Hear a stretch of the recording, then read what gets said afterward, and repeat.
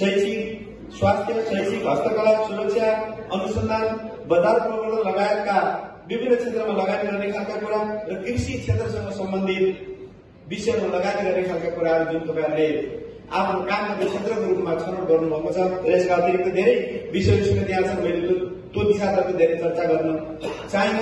यी क्षेत्रको माध्यमबाट हामीले काम गर्न सक्यो भने स्वाभाविक रूपमा हामीसँग खेर गइरहेका चीज वस्तुहरूलाई हामीले सही ढंगले सदुपयोग गर्न सक्छौं।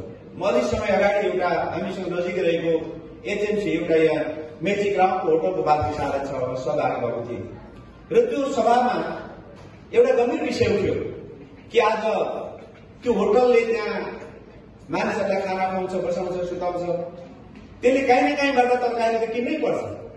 तर आज त्यहाँ उत्पादन गरेका किसानहरूले उत्पादन गरेको त्यो तरकारी त्यो होटलले किन्दैन। नकिन्नुको पछाडिको कारण के हो भन्ने खालको कुरा खोजेको पछि मुख्य कुरा के रहेछ भने किसानहरूले उत्पादन गरेको तरकारीमा लेबलिङ नहुने र लेबलिङ नभइसकेपछि त्यो होटलले त्यो चीज वस्तु किन्न नसक्ने, किनभने राजस्वले छापा मार्दा लेबल बेगरको चीज वस्तु भेट्टायो भने 2 लाख जरिमाना ठोकिहाल्यो। त यो खालको परिस्थितिको कारणले आज उत्पादन गरेका चीज वस्तुहरू पनि सही ढंगबाट हामीले बिक्री वितरण गर्न सकिरहेको अवस्था चाहिँ छैन। त्यसको लेबलिङको विषय हो। किसानहरूबाट प्राप्त गरेको चीज वस्तुलाई लेबलिङ गरेर हामीले त्यही होटललाई बेच्न सक्छौं भने पनि आज हाम्रै उत्पादन र त्यही खपत हुने खालको सम्भावना त हाम्रै बीचमा रहेछ नि।